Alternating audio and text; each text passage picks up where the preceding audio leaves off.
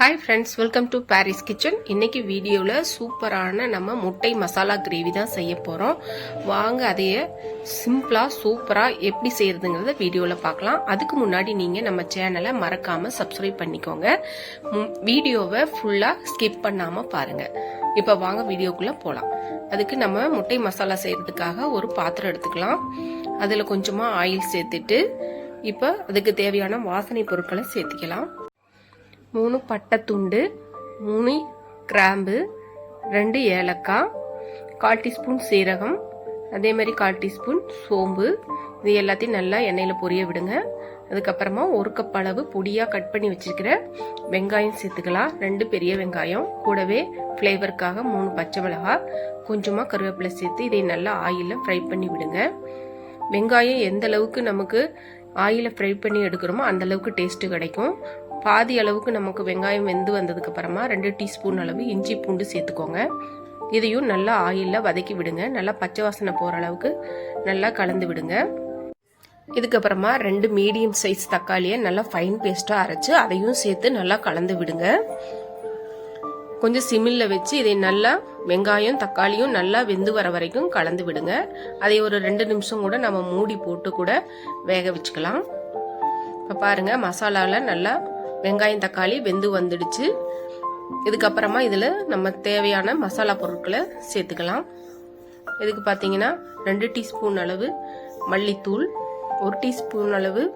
red chilli powder 1 teaspoon அளவு chicken masala 1/4 teaspoon மஞ்சத்தூள் கூடவே கொஞ்சமா முந்திரி பருப்பு இது ஆப்ஷன் தான் தேவைப்பட்டா மட்டும் நீங்க சேர்த்துக்கோங்க இப்ப இது எல்லாத்தையும் நம்ம ஆயில்ல நல்லா கலந்து விடணும்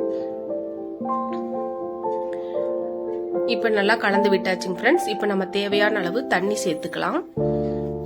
அதிகமா தண்ணி சேர்த்துறாதீங்க கொஞ்சம் திக்கா இருந்தாதான் கிரேவி நல்லா டேஸ்டா இருக்கும் அதனால கொஞ்சமா தண்ணி சேர்த்து பார்த்துட்டு தேவைப்பட்டா கொஞ்சம் கூட சேர்த்துக்கோங்க இப்ப கொஞ்சமா தண்ணி சேர்த்து நல்லா கலந்து விடுங்க இது நல்லா கொதிச்சு வரட்டும் ஒரு கொதி வரட்டும் அதுக்குள்ள நம்ம வேக வச்சிருக்கிற முட்டைய இந்த மாதிரி ஒரு பேன் வச்சுட்டு ஆயில் சேர்த்து 1/2 டீஸ்பூன் அளவு ரெட் சில்லி பவுடர் 1/4 டீஸ்பூன் மஞ்சள் இது ரெண்டையும் அடுப்பு சிம்ல வச்சுட்டு செய்யுங்க கரியாம பாத்துக்கோங்க இந்த அளவுக்கு நல்லா கலந்து விட்டதுக்கு அப்புறமா நம்ம வேக வச்சிருக்கிற முட்டையை கீத்தல் போட்டு எடுத்துக்கலாம் அதையும் இந்த மசாலாவுல நம்ம பிரட்டி எடுக்க போறோம் நம்ம வேக வச்சிருக்கிற எல்லா முட்டைகளையும் சேர்த்து இது மாதிரி நல்லா கலந்து விடுங்க ஃப்ரெண்ட்ஸ் மறக்காம நீங்க இந்த ரெசிபியை ட்ரை பண்ணி பாருங்க இது சப்பாத்தி சாப்பாடு இது எல்லாத்துக்குமே ரொம்ப டேஸ்டியா இருக்கும்